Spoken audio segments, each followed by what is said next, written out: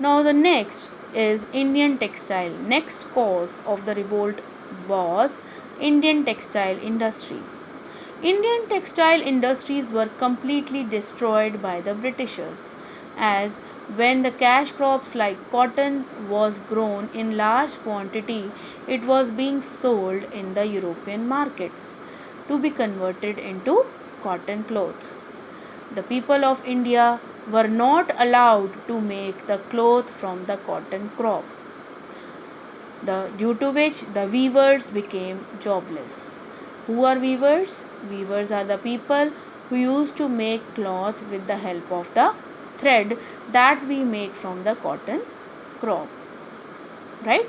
So, weavers are the people who used to make the cloth, who used to weave the cloth. So Indians were not allowed to use that crop for making the clothes.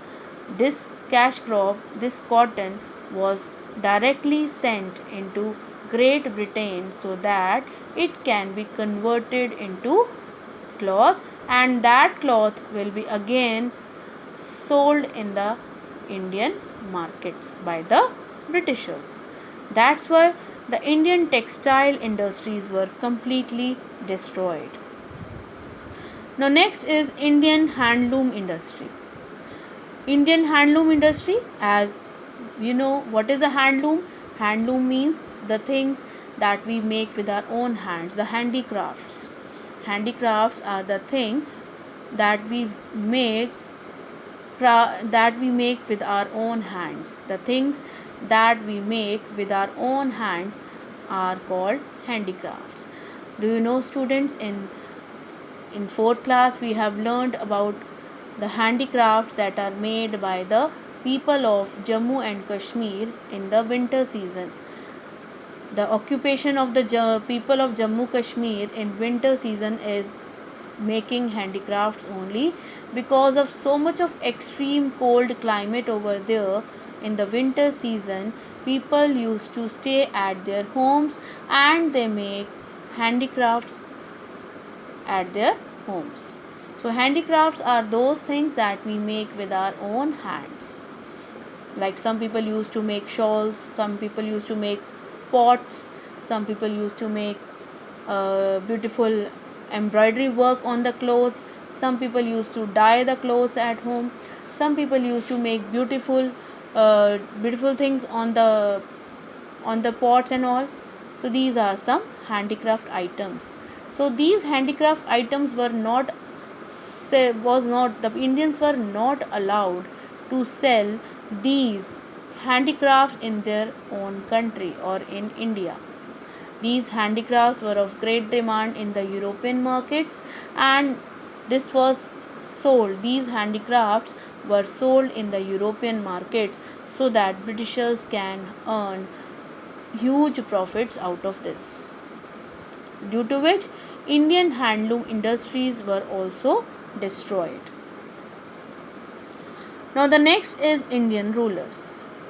Indian rulers were also not happy with the British rule, as the Britishers made a rule for them that if an Indian ruler did not have a son, then his kingdom will be taken over by them when that king would die. If a king didn't had a son of his own, or didn't have his own son, then his kingdom will be taken over by the Britishers when that king would die. This happened with Rani Lakshmi Bai also. His husband had died, and her husband had died, and she too had an adopted son. She too had an adopted son. So she was not allowed, her son was not allowed to rule over his kingdom. And due to which she fought with the Britishers very bravely, but she got killed while fighting with the Britishers. Right?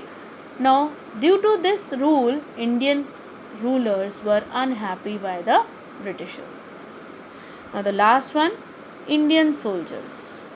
Indian soldiers were not happy at that time. Why? Because they were paid less. They were paid very less salaries. They were paid less salaries than the Britishers. Some Indians used to work in British Army. They used to serve in British Army, but they were treated unequally. They were treated unequally as they were given less salaries as compared to British people in the army. And secondly, Indian soldiers were also not given the higher positions in the army as the British people were having. They were not having higher ranks in the army as the British people were having. So these were some causes of the revolt of 1857.